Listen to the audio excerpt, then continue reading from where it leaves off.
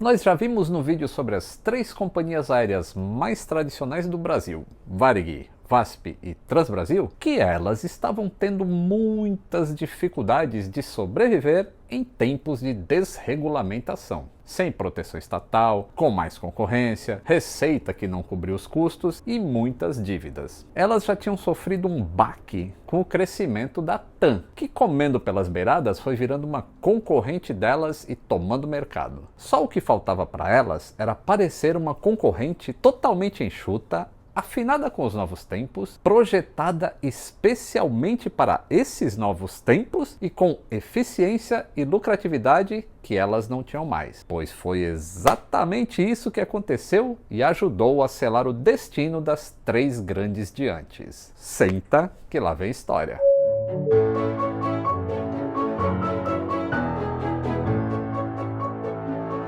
Saudações aeronáuticas, tudo bem com vocês? Tudo bem. E tem muita gente perguntando como é que faz para comprar o meu livro. Corra, porque já estão acabando, faltam poucos exemplares da primeira edição. Muito obrigado a todos que compraram e todo mundo está adorando, o feedback está sendo muito positivo. Quem ainda não comprou, tem o link direto aí na descrição. Algumas pessoas estão falando do preço do frete e a gente não tem nenhum controle sobre o preço do frete. Isso vem direto calculado do site dos Correios, tá bom? Ó, já vai deixando o like aí, porque tem um disco dos Paralamas aqui com o João Baroni e ele é um fã do canal, hein? E ele sempre deixa like. Vamos lá. Antes de existir a Gol, existiu o Grupo Áurea, depois rebatizado de Grupo Comporte.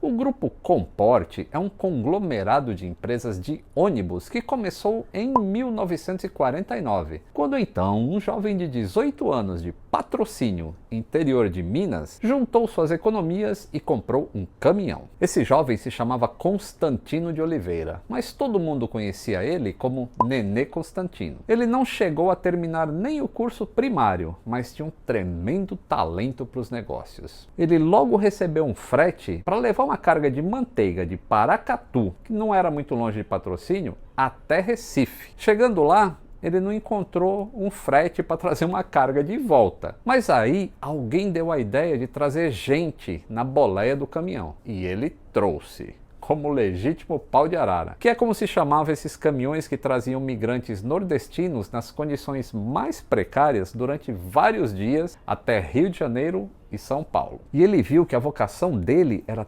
transportar gente, não era carga. Juntou um dinheirinho e comprou um ônibus, ou melhor, uma jardineira bem velha. E depois comprou outra. Para encurtar a história, o grupo hoje tem em torno de 10 mil ônibus, opera boa parte do transporte coletivo de Brasília, Londrina, Cuiabá, Bauru, entre outras cidades. E também tem várias empresas de transporte rodoviário que estão entre as maiores do Brasil. A Penha, Pássaro Marrom, a Litorânea, Empresa Cruz, Piracicabana e várias outras. O nome Áurea é o da esposa do Nenê, que ele quis homenagear. Já bilionário, no final dos anos 90, o Nenê começou a se interessar também pelo transporte aéreo, através de um dos filhos, Constantino Júnior, que é um apaixonado por aviação e aprendeu a pilotar ainda na adolescência. Pai e filho perceberam que muitas daquelas pessoas que eles transportavam de ônibus gostariam de viajar de avião, mas não podiam, porque era muito caro.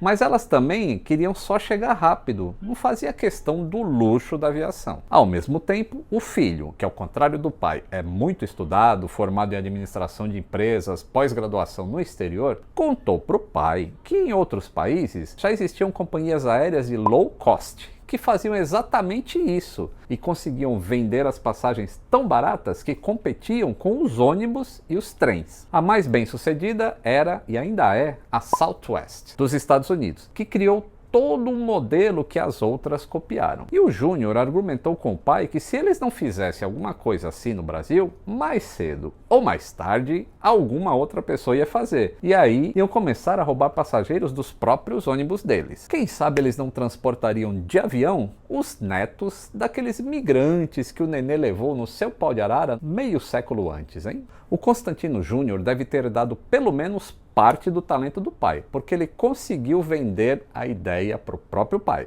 E vender alguma coisa para o seu Nenê não é fácil. Ele começou então a estruturar o projeto de uma companhia aérea. Deveria ser a primeira low cost do Brasil. Isso significava seguir uma série de princípios para reduzir os custos operacionais e maximizar o lucro.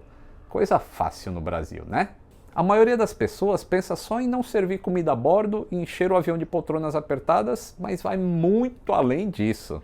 Por exemplo, os aviões têm que ser de um tipo só, ou pelo menos de tipos que sejam interoperáveis, que têm comunalidade de peças. Isso facilita também o treinamento dos pilotos, que passa a ser um treinamento comum. Isso acontece, por exemplo, em toda a família NG dos Boeing 737 e entre também toda a família de avião Airbus A320. Um piloto treinado em um deles não precisa de mais treinamento para voar em outro, ou seja, um 737-700, 800, 900 não precisa ser mais treinado, eles vão mudando sem precisar de treinamento. A mesma coisa, 320, 18, 19, 21.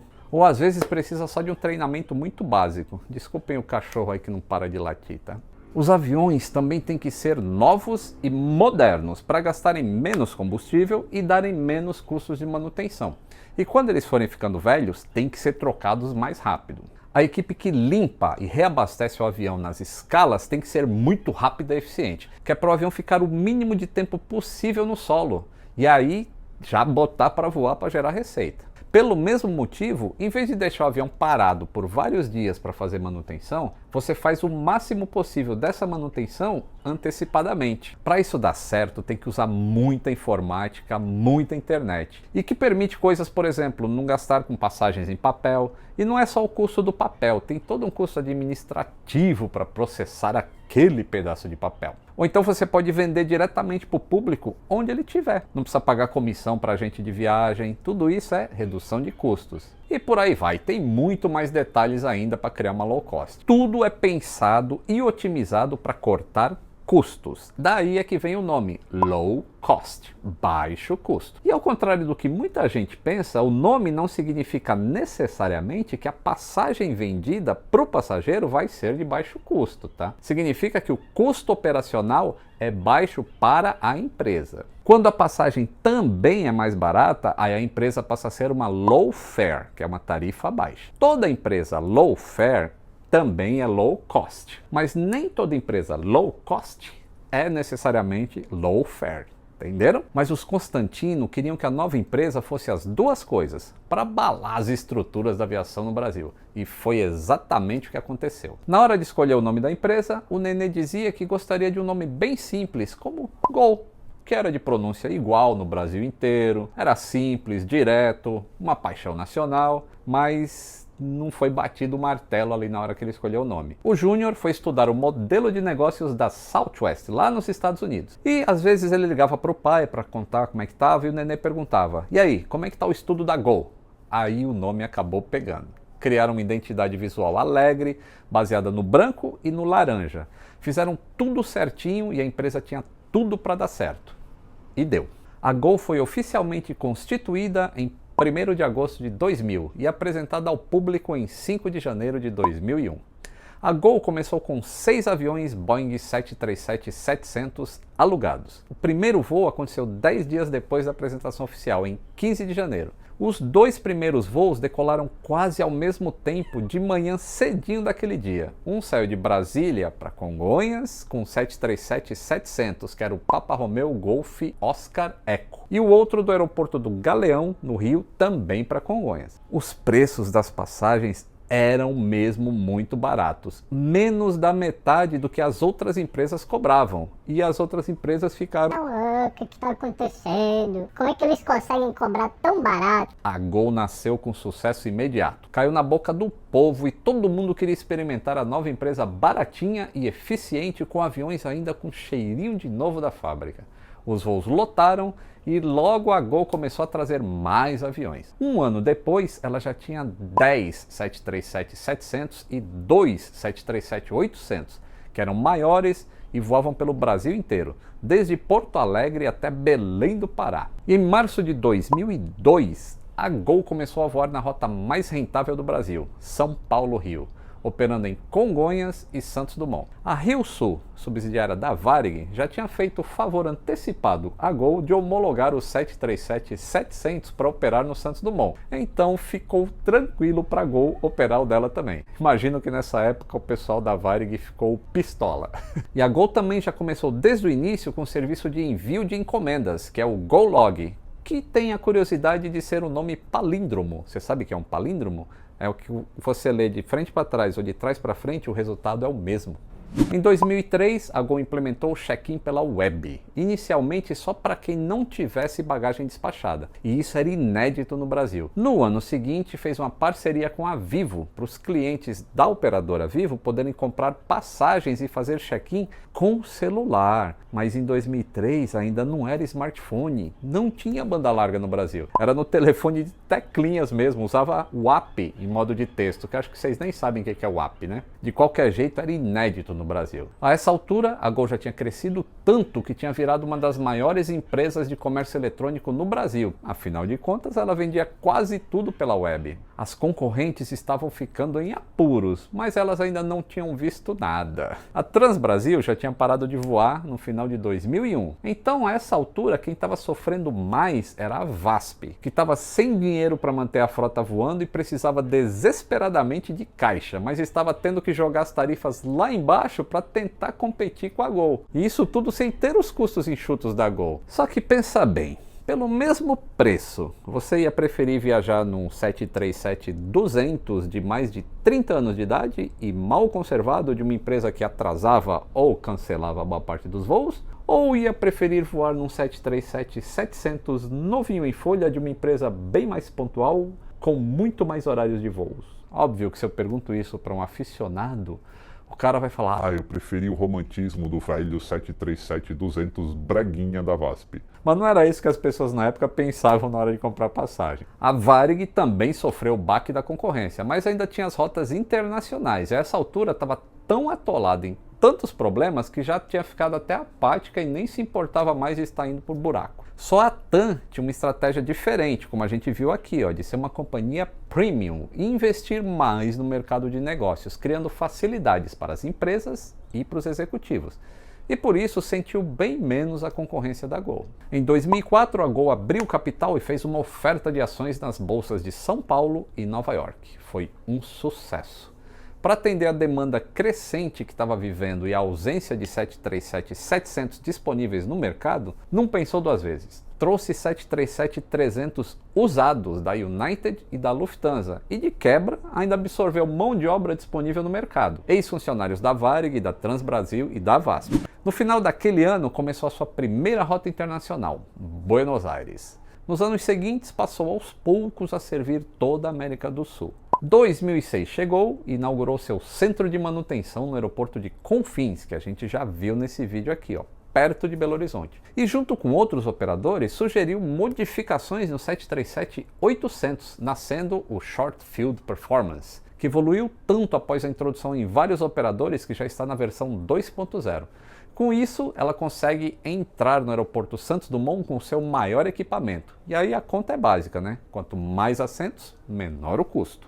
Só que ao contrário do que tinha acontecido com o 737-200 Advanced da VASP, a variedade Short Field Performance não virou padrão nos 737-800. A Boeing oferece isso como opcional e não vende muito fora do Brasil, porque o tipo de problema que a Gol tinha não é muito comum no exterior. Ele virou padrão no 737-900, a maior versão do 737, que não opera no Brasil.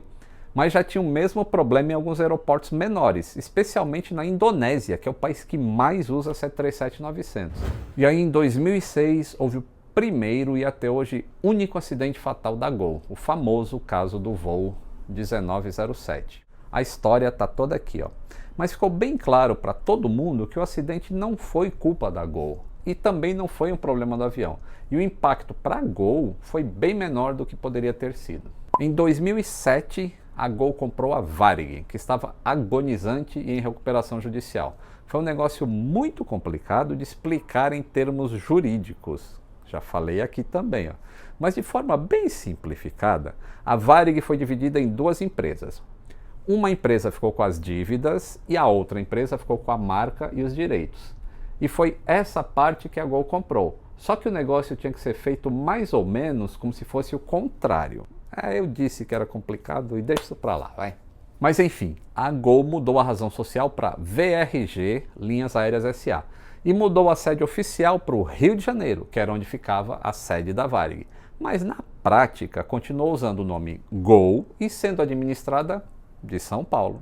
Durante alguns anos, a Gol usou aviões pintados com a marca Varig, mas eram voos da Gol, anunciados como sendo da Gol, com número de voo da Gol, tripulação da Gol, tudo da Gol. A Gol até tentou no início usar a marca Varig para os voos internacionais, mas manejar a frota ficou complicado demais e eles acabaram desistindo. A Gol também herdou alguns Boeing 767 que ainda tinham sobrado na Varig e até usou em algumas rotas internacionais. Eu até fiz o voo de São Paulo para Buenos Aires no 767 da Varig, já com operação da Gol. Mas a Gol logo se livrou deles. Hoje já não tem mais nenhum vestígio da Varig nas operações da Gol, exceto por alguns funcionários antigos.